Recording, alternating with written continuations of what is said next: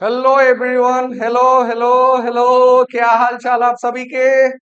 I hope आप बहुत अच्छे होंगे और आपकी पढ़ाई भी एकदम शानदार चल रही होगी। आप सभी का स्वागत है शांति हरी सुधन्या चांद पब्लिक स्कूल के इस ऑनलाइन प्लेटफॉर्म पे। मेरा नाम हुआ अनुराग पांडे और आज आप सभी के सामने मैं क्लास 9th का आज का चैप्टर नंबर 2 फिजिक्स का सबसे प्यारा चैप्टर में आपके साथ लेके उपस्थित हूँ, जिसका नाम है force and laws of motion. वो जितने भी बच्चे सीबीएसई, आईसीआईसी बोर्ड या कोई भी बोर्ड हो जो इंग्लिश मीडियम में पढ़ाई करते हैं, उन लोगों के लिए क्लास 9th में ये चैप्टर जरूर पढ़ना है, जिसका नाम है force and laws of motion. तो मैं आपसे ये रिक्वेस्ट करूंगा कि वीडियो को अपने दोस्तों के पास जरूर शेयर करेंगे, लाइक करेंगे और चैनल को सब्सक्राइब करना बिल्कुल नहीं भूलेंगे। आप सभी का बहुत बहुत बहुत स्वागत है इस शांति हरी सुधन्या चांद पब्लिक के ऑनलाइन प्लेटफॉर्म पे। मेरे प्यारे बच्चों, फिजिक्स के पॉइंट ऑफ व्यू से force and laws of motion बहुत ही इंपॉर्टेंट टॉपिक है। अगर ये टॉपिक अगर आप नहीं समझते हैं तो मैं मान के चलता हूं कि आप फिजिक्स में एकदम जीरो है। आप फिजिक्स में एकदम जीरो है। अगर आप इस चीज को नहीं समझ पाते हैं, आप समझ जाइए कि आपको फिजिक्स नहीं आती है। ये चैप्टर इतना इंपॉर्टेंट। सो शुरू से लेके लास्ट तक मैंने क्या करा है, इस चैप्टर को लेक्चर वाइज बांटा। ऐसा बांटा है कि हर एक लेक्चर में थोड़ा थोड़ा थोड़ा थोड़ा हम लोग पढ़ेंगे और हर एक चीज को बारीकी से एक एक पॉइंट को समझने का जो है प्रयास करेंगे। ठीक है। तो सब कोई अपना पेन, नोटबुक निकाल लेंगे और साथ में ही नोट्स बनाना जो है स्टार्ट करेंगे और साथ में ही नोट्स बनाएंगे। चलिए स्टार्ट करते हैं आज का सबसे प्यारा और बेहतरीन टॉपिक, जिसका नाम है force and laws of motion. क्या नाम है? Force and laws of motion. चलिए स्टार्ट करते हैं और आज का ये प्यारा टॉपिक हमारा force and laws of motion देखते हैं। देखिएगा ध्यान से मेरे प्यारे बच्चों। फोर्स के बारे में अलग अलग फिजिसिस्ट ने अलग अलग अपनी बात, अपनी राय को रखा। कहीं ना कहीं वो बातें जो थी उनके ऑब्जर्वेशन से, उनके सोच से मिलती थी और वो सही भी हुई। और वो सारी बातें सही भी हुई जो उन्होंने फोर्स के बारे में बताया, मोशन के बारे में बताया, टाइम के बारे में बताया। ये जितनी भी बातें उन सभी ने बताया, वो कहीं ना कहीं कहीं ना कहीं कहीं ना कहीं क्या रही? सही रही। जिसमें सबसे पहला जो नाम आता है, जो सबसे पहला नाम होता है, उनका नाम है एरिस्टोटल। सबसे पहले जो आते हैं उनका नाम है एरिस्टोटल। और अरिस्टोटल ये बताते हैं कि an external force is required to keep a body in uniform motion. किसी बॉडी को अगर यूनिफॉर्म मोशन में रखना है, यूनिफॉर्म मोशन मतलब when an object covers equal distance in equal interval of time, that is known as uniform motion। अगर आपको किसी भी बॉडी को यूनिफॉर्म मोशन में रखना है, इसका मतलब यह है कि आपको उसके ऊपर एक्सटर्नल फोर्स लगाना पड़ेगा। यानी an external force required to keep a body in a uniform motion. बिना एक्सटर्नल फोर्स के ऑब्जेक्ट या कोई भी बॉडी यूनिफॉर्म मोशन तो कर ही नहीं सकता। सबको समझ में आई मेरी बात? उसके बाद जो आते हैं उनका नाम है गैलीलियो गैलीली। गैलीलियो गैलीली अपने ऑब्जर्वेशन से ये बताते हैं, he developed the ideas of force as cause of motion. उन्होंने ये बताया कि फोर्स ही है जिसके चलते ऑब्जेक्ट में मोशन आता है। वो फोर्स ही है जिसके चलते ऑब्जेक्ट में मोशन आता है। और फोर्स ही है जो बताता है कि किसी भी ऑब्जेक्ट का स्टेट या तो रेस्ट में है, नहीं तो यूनिफॉर्म मोशन में। अगर फोर्स लगेगा, मोशन में होगा। फोर्स नहीं लगेगा, रेस्ट में रहेगा। समझ में आ रही है बात? हम खड़े हैं, रेस्ट में है, मेरे ऊपर कोई फोर्स लगा दिया, हम मोशन में आ गए, इसमें आ गए, मोशन में आ गए। उसके बाद जो आता है, जो साइंटिस्ट आते हैं, उनका नाम है सर आइजैक न्यूटन। न्यूटन ने तो समझो कि फिजिक्स का, Newton is the root of physics. अगर आपको फिजिक्स पढ़ना है तो बिना न्यूटन के हेल्प से तो फिजिक्स नहीं पढ़ सकते हैं। Maximum theories are given by this man, that is Newton. समझिए ना कि फिजिक्स का जो रूट है वो रूट है सर आइजैक न्यूटन, बाकी सारे उसके टहनियां हैं जो अलग अलग अलग अलग बातें को उन्होंने बताया। My dear students, sir Isaac Newton ने 3 लॉ दिए, किसके बारे में?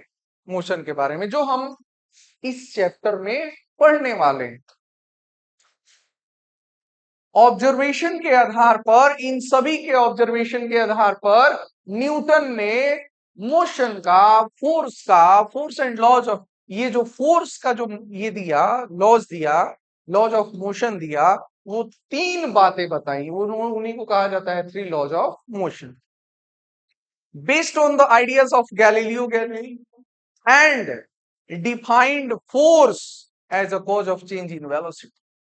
किसी ऑब्जेक्ट में के वेलोसिटी में चेंज आता है, किसी ऑब्जेक्ट के वेलोसिटी में चेंज आता है माय डियर स्टूडेंट, इसका मतलब यह है कि उसके ऊपर फोर्स लग रहा है। क्या लग रहा है? फोर्स लग रहा है, फोर्स लग रहा है। यानी without force the velocity of the object can not be change. आई बात समझ में? ये एरिस्टोटल थे, ये गैलीलियो गैलीली थे, ये sir Isaac Newton. Aristotle, Galileo Galilei और सर आइजैक न्यूटन, ये इनकी बातें रही किनके बारे में? Force and laws of motion के बारे में। ये चीज तो याद रखना है, फोर्स बराबर होता है मास इनटू एक्सेलरेशन। फोर्स बराबर क्या होता है? Mass into acceleration. फोर्स बराबर होता है बाबू मास इनटू एक्सेलरेशन। ये आगे हम लोग पढ़ेंगे भी। चलिए आगे बढ़ते हैं, आगे बढ़ते हैं। अब देखिएगा, अब आता है प्यारा टॉपिक जिसका नाम है फोर्स। आप किसी ऑब्जेक्ट को या तो पुश करिएगा और नहीं तो आप उसे क्या करिएगा? पुल करिएगा। यानी आप किसी को पुल कर रहे हैं या पुश कर रहे हैं, इसका मतलब आप क्या अप्लाई कर रहे हैं ऑब्जेक्ट के ऊपर? आप जो है ऑब्जेक्ट के ऊपर आप पुल कर रहे हैं या पुश कर रहे हैं? आप पुल कर रहे हैं। ध्यान से सुनिएगा, किसी ऑब्जेक्ट को पुश करना या किसी ऑब्जेक्ट को पुल करना, आप समझ जाइएगा, आप इस बात को समझ जाइएगा कि उसके ऊपर क्या लग रहा है? उसके ऊपर फोर्स लग रहा है, उसके ऊपर फोर्स लग रहा है। टू पुश और pull an object, to push और pull an object is called force, is called force. उसको क्या कहते हैं? फोर्स कहते हैं। ध्यान से सुनिएगा, कहता है a force is an interaction. एक फोर्स जो होता है वो एक इंटरेक्शन होता है, किसके बीच में? और टू बॉडीज के बीच में, जो change the state of motion of an object, जो ऑब्जेक्ट के मोशन के स्टेट को चेंज करता है। किसी दो बॉडी के बीच का इंटरेक्शन, किसी दो बॉडी के बीच का इंटरेक्शन जिसके चलते बॉडी का मोशन चेंज होता है, उसे हम क्या कहते हैं? फोर्स कहते हैं। उसे क्या कहते हैं? फोर्स। यानी force is the interaction between two bodies which change the motion of an object. That's it my dear student. आप समझिएगा, आप चूंकि क्लास 9th में आ गए हैं तो डेफिनेशन ये वाला ज्यादा सुटेबल होगा। आप ऐसे लिखते हैं कि टू पुश और पुल एन ऑब्जेक्ट, किसी ऑब्जेक्ट को पुश करना या पुल करना, ये भी गलत नहीं है, कहीं से भी गलत नहीं है। लेकिन थोड़ा सा स्टैंडर्ड बनना है ना बाबू, थोड़ा सा तो स्टैंडर्ड बनना है, तो स्टैंडर्ड बनने के लिए ऊपर वाला डेफिनेशन यूज करिएगा। स्टैंडर्ड बनना है तो ऊपर वाला डेफिनेशन यूज करिएगा। एक बात बताइए, ये जो फोर्स होता है ना, इसके पास मैग्नीट्यूड भी होता है, इसके पास डायरेक्शन भी होता है। फोर्स के पास मैग्नीट्यूड भी होता है, डायरेक्शन भी होता है, इसीलिए फोर्स जो है वो कौन सा क्वांटिटी कहलाता है? Force is a vector quantity. Force के पास मैग्नीट्यूड भी होता है, फोर्स के पास डायरेक्शन भी होता है, इसीलिए फोर्स जो है कौन सा क्वांटिटी कहलाता है? वेक्टर क्वांटिटी कहलाता है। ध्यान से सुनिएगा, force is denoted by F. Force को किसी से डिनोट करते हैं? फोर्स को एफ से डिनोट किया जाता है, कैपिटल एफ से। आई बात समझ में? इसका ऐसा यूनिट न्यूटन होता है, क्या होता है? न्यूटन। और सीजीएस यूनिट सेंटीग्राम सेकेंड, ये सीजीएस यूनिट डाइन होता है, याद रखिएगा। 1 न्यूटन बराबर 10⁵ डाइन। 1 न्यूटन में 10⁵ डाइन होता है, याद रखना है। थोड़ी सी बात समझिएगा, अगर हम फॉर्मूला की बात करें तो बाबू, जो फोर्स होता है ना, वो F बराबर होता है m इंटू ए, यानी मास इंटू एक्सेलरेशन। किसी ऑब्जेक्ट का मास मालूम है और ऑब्जेक्ट का एक्सेलरेशन मालूम है, आप आसानी से उसका क्या निकाल सकते हैं? उस ऑब्जेक्ट द्वारा लगाया गया फोर्स आप फाइंड कर सकते हैं। अब एक बात बताइए, मास को किस में डिनोट करते हैं? केजी से। एक्सेलरेशन को मीटर पर सेकेंड स्क्वायर से इसको डिनोट करते हैं। मास को केजी से, एक्सेलरेशन को मीटर पर सेकेंड स्क्वायर से क्या करते हैं बाबू? डिनोट करते हैं। तो इसका एक और ऐसा यूनिट आता है, न्यूटन तो होता ही है, एक और होता है केजी, मीटर पर सेकेंड स्क्वायर। कंपटीशन के लिए याद रखिएगा। जनरली सब कोई ये जानता है कि फोर्स का ऐसा यूनिट न्यूटन होता है। Absolutely it is correct, but the SI unit of force is also kg, meter per second. समझ में आ रही है बात? समझ में आ रही है बात? अब फोर्स बराबर होता है मास इंटू एक्सेलरेशन। अगर यहां से मास पूछा जाए तो ये हो जाएगा फोर्स बाई एक्सेलरेशन। और यदि यहां से एक्सेलरेशन पूछा जाए तो ये हो जाएगा force by mass. Force by mass. समझ में आ रही है बात? समझ में आ रही है? ये जो आंसर आएगा मेरे प्यारे बच्चों, वो केजी में आएगा, और ये जो आएगा वो मीटर पर सेकेंड में स्क्वायर आएगा। ऐसा यूनिट न्यूटन भी होता है, और केजी मीटर पर सेकेंड एक और ऐसा यूनिट होता है, और सीजीएस यूनिट डाइन होता है। सीजीएस यूनिट क्या होता है बाबू? डाइन होता है। समझ में आ रही है बात? एब्सोल्युटली आपको बहुत अच्छे से समझ में आ रही होगी। ये सारी बातें आपके नोटबुक में होनी चाहिए, सारी बातें आपकी नोटबुक में होनी चाहिए। एक एक बात को, एक एक चीज को आपको जो है देखना है, समझना है, समझने का प्रयास करना है।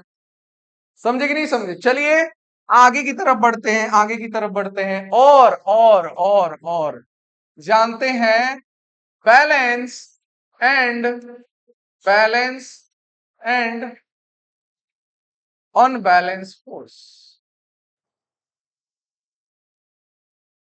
Balance and unbalance force. Balance and unbalance force. wait everyone, wait। Balance and unbalance force. Force को दो भागों में बांटा गया। एक फोर्स को कहे बैलेंस फोर्स, और एक फोर्स को कहा गया अनबैलेंस फोर्स। एक फोर्स को कहा गया बैलेंस फोर्स, और दूसरे फोर्स को कहा गया अनबैलेंस फोर्स। थोड़ा ध्यान से समझिएगा। बैलेंस फोर्स वैसा फोर्स होता है, इट इज द कंडीशन। एक बात बताओ, जैसे मान लो कोई ऑब्जेक्ट, उस ऑब्जेक्ट पे मान लो मैं भी इधर से फोर्स लगा रहा हूं, एक व्यक्ति इधर से भी फोर्स लगा रहा है, एक व्यक्ति इधर से भी फोर्स लगा रहा है, और एक व्यक्ति इधर से भी फोर्स लगा रहा है। अगर चारों ओर से अगर ऑब्जेक्ट पर अगर नेट फोर्स सब कोई इक्वल लगाए, अगर सारे ऑब्जेक्ट सारे कोई उस ऑब्जेक्ट पे यदि जो फोर्स लगा रहे हैं, अगर वो इक्वल अमाउंट में अगर फोर्स लगा रहे हैं, तो समझ जाइएगा उस फोर्स को कहते हैं, उस फोर्स को कहते हैं मेरे प्यारे बच्चों, उस फोर्स को कहते हैं बैलेंस फोर्स। उस फोर्स को क्या कहते हैं? बैलेंस फोर्स कहते हैं। यानी ध्यान से सुनिएगा, ये एक ऑब्जेक्ट, इस ऑब्जेक्ट के ऊपर F1 फोर्स, ध्यान से सुनिएगा, F1 फोर्स 10 न्यूटन का लग रहा है, और F2 फोर्स भी 10 न्यूटन का लग रहा है। तो इस ऑब्जेक्ट के ऊपर अगर हम क्या निकालें, एफ नेट का मतलब होता है नेट फोर्स, तो ये हो जाएगा F2 माइनस F1, यानी 10 - 10 कितना आ गया? 0 न्यूटन। यानी आंसर इसका कितना हो गया? 0 न्यूटन हो गया।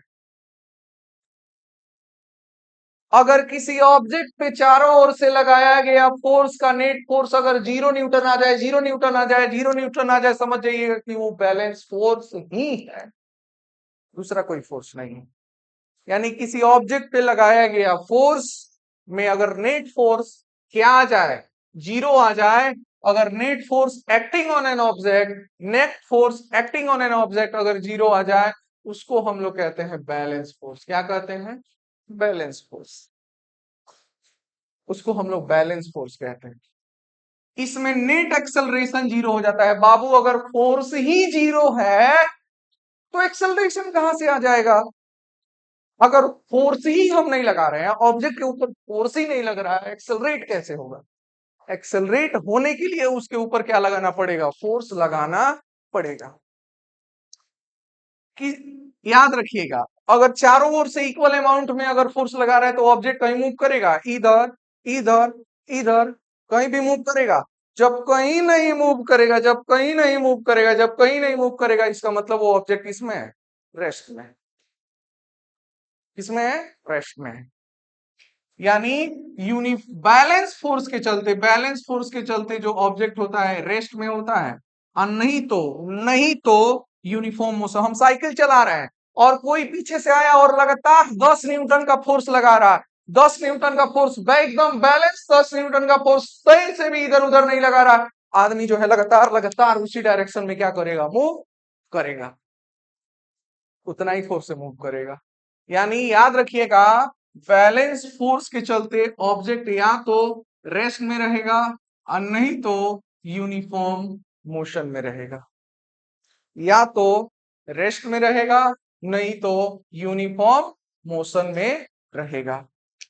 बॉडी का रेस्ट में रहना या यूनिफॉर्म में रहना, यूनिफॉर्म मोशन में रहना, समझ जाइएगा उसका कारण सिर्फ और सिर्फ एक ही चीज है, जिसका नाम है बैलेंस फोर्स। सिर्फ और सिर्फ बैलेंस फोर्स। आपसे क्वेश्चन पूछेगा कि which force is responsible so that the body is in rest. वो कौन सी फोर्स है जिसके चलते कोई बॉडी जो है वो रेस्ट में है? वो कौन सा फोर्स रिस्पॉन्सिबल है? वो कौन सा फोर्स रिस्पॉन्सिबल है जिसके चलते जो बॉडी है वो रेस्ट में है? वो कौन सा फोर्स रिस्पॉन्सिबल? बोलो बोलो बोलो, कौन सी फोर्स है? तो वो है आपकी बैलेंस फोर्स। बैलेंस फोर्स में नेट फोर्स 0 न्यूटन हो जाता है। कितना न्यूटन हो जाता है? 0 न्यूटन हो जाता है। अब आते हैं अनबैलेंस फोर्स की तरफ। अगर मान लीजिए कि इधर से अगर लगाया गया फोर्स F1 अगर 10 न्यूटन का है, और F2 इधर से जो लग रहा है वो 20 न्यूटन का है, तो ये ऑब्जेक्ट किधर की तरफ करेगा? ये ऑब्जेक्ट इधर की तरफ मूव करेगा कि नहीं करेगा? ऑब्जेक्ट इधर की तरफ मूव करेगा कि नहीं करेगा? इस पर लगाया गया जो फोर्स, मान लो हम यहाँ पे खड़े हैं और हम जो है इसके ऊपर क्या लगा रहे हैं, फोर्स लगा रहे हैं 20 न्यूटन का, 20 न्यूटन का फोर्स लगा रहे हैं। तो अगर अगर अगर हम यहाँ पे, अगर हम यहाँ पे एफ नेट अगर निकालें तो ये हो जाएगा F2 माइनस F1। बड़े में से छोटों को माइनस करना, 20 - 10, 20 - 10 माने कितना न्यूटन? 10 न्यूटन। यानी यानी 10 न्यूटन के फोर्स से, कितना न्यूटन के फोर्स? 10 न्यूटन के फोर्स से वो ऑब्जेक्ट आगे की तरफ बढ़ेगा। 10 न्यूटन के फोर्स से वो ऑब्जेक्ट आगे की तरफ बढ़ेगा। कोई डाउट है एनीबॉडी? कोई डाउट किसी को? जल्दी कमेंट बॉक्स में कमेंट करिएगा अगर डाउट हो तो, जरूर हम आपके कमेंट को देखेंगे। चलिए बाबू, याद रखिएगा, अनबैलेंस फोर्स एक ऐसा कंडीशन होता है जिसमें लगाया गया फोर्स कभी भी जीरो नहीं होता है, नॉट जीरो। अगर फोर्स नहीं जीरो होगा तो एक्सेलरेशन कभी जीरो होगा? तो इसका मतलब net acceleration is not zero, वो भी कभी जीरो नहीं होगा। अगर ऑब्जेक्ट पे लगाया गया फोर्स अगर जीरो नहीं हो रहा है तो नेट एक्सेलरेशन कैसे जीरो हो जाएगा? चलिए, ये क्रिएट क्या करता है? ये क्रिएट करता है एक्सेलरेशन। अब बॉडी जो है यूनिफॉर्म एक्सेलरेशन से क्या करता है? मूव करता है। यूनिफॉर्म एक्सेलरेशन से बॉडी को मूव कराने के लिए जो फोर्स रेस्पॉन्सिबल होता है उसका नाम है, जिसका नाम है यूनिफॉर्म मोशन। कौन सा मोशन? Uniform motion. आई बात समझ में? चलिए आगे की तरफ बढ़ते हैं। और ये रहा अभी तक जितना आपने पढ़ा है फोर्स के बारे में, बैलेंस एंड अनबैलेंस फोर्स के बारे में, जितना भी आपने पढ़ा है, जितना भी आपने पढ़ा है उसके बारे में एक क्वेश्चन आया। और ये क्वेश्चन ओलंपियाड लेवल का है, समझ जाइएगा। ये एनसीईआरटी बुक का भी क्वेश्चन है। Very very important question, very very important question. आप यहाँ ट्रेन देख रहे हैं? नहीं, यहाँ ट्रेन है बाबू, ये ट्रेन का इंजन है। ये ट्रेन का क्या है? आप देखो, ये ट्रेन का इंजन है और इस ट्रेन के इंजन में 5 गो डिब्बा लगा हुआ है। 1 2 3 4 5, 1 2 3 4 5, 5 गो डिब्बा लगा गया है। ये जो ट्रेन जो है, इस डिब्बा को खींचने के लिए आगे की तरफ जो फोर्स लगा रही है वो 40 न्यूटन की लगा रही है।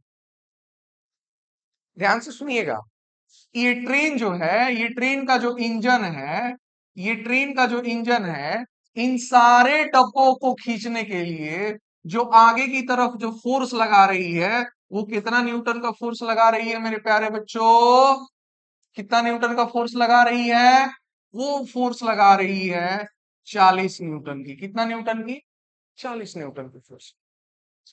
एक बात बताइए, अगर हम चल रहे हैं, अगर हम आगे की तरफ चल रहे हैं तो एक फोर्स भी तो लगता है हमारे पैर द्वारा। इस फोर्स को क्या कहते हैं? This force is called frictional force. कौन सा फोर्स? Frictional force. कौन सा फोर्स? तो अगर ये पटरी है, अगर इस पे ट्रेन का पहिया रोटेट कर रहा है तो उसके व्हील द्वारा ट्रेन के पटरी पर एक फ्रिक्शनल फोर्स लग रहा होगा कि नहीं? और फ्रिक्शनल फोर्स, ऑब्जेक्ट चलता है आगे तो फ्रिक्शनल फोर्स लगता है पीछे। अगर ऑब्जेक्ट चलता है, अगर कोई भी, अगर एक बार अगर हम क्रिकेट खेल रहे हैं, बॉल को हम मारे, बॉल जो है ग्राउंडेड होके जा रहा है, एकदम ग्राउंडेड होके जा रहा है, धीरे धीरे धीरे धीरे स्लो हो रहा है। बॉल जा रहा है आगे की तरफ और उसके ऊपर एक फोर्स लग रहा है जिसका नाम है फ्रिक्शनल फोर्स, वो लग रहा है उसके अपोजिट डायरेक्शन में। तो अगर ट्रेन इधर की तरफ 40,000 न्यूटन से बढ़ रही है, ट्रेन का इंजन इन सारे बोगियों पर 40,000 का न्यूटन का फोर्स लगा रही है, तो इस पे जो फ्रिक्शनल फोर्स लग रहा है वो 5,000 न्यूटन का, यानी पीछे की तरफ लग रहा है।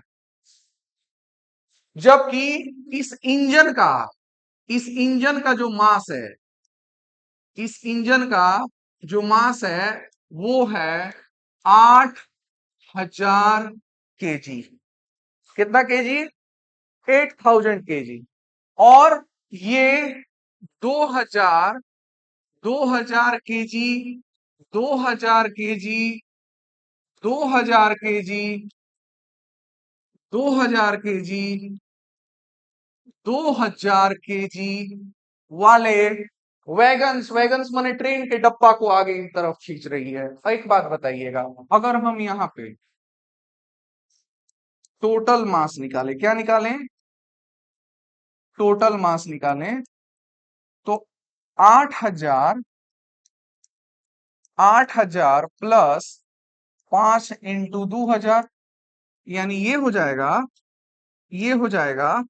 8000 और 2 पचे 10, यानी टोटल हो जाएगा आपका 18000 केजी। यानी यहां ये टोटल सिस्टम का जो नेट मास आ गया, वो मास जो है आपका कितना आ गया, वो मास कितना आ गया, 18000 केजी आ गया, 18000 केजी आ गया।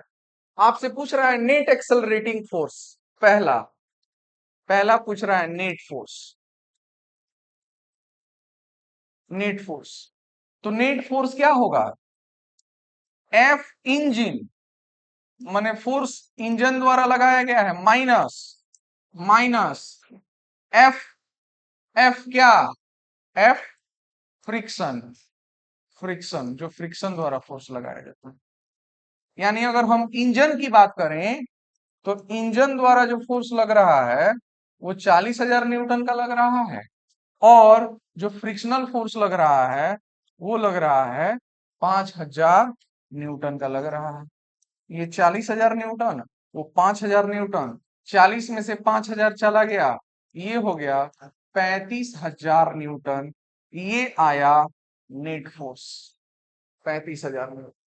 दूसरे में पूछा जा रहा है कि the acceleration of the train, train की एक्सेलरेशन क्या है। एक बात बताइए, ए बराबर क्या होता है, एफ बाई एम। एफ कितना आया, एफ कितना आया, 35,000, लिखो 35,000, 18,000 मास है, 3 जीरो से 3 जीरो कट गया, 35/18 मीटर पर सेकेंड स्क्वायर हो गया इसका सेकेंड का आंसर।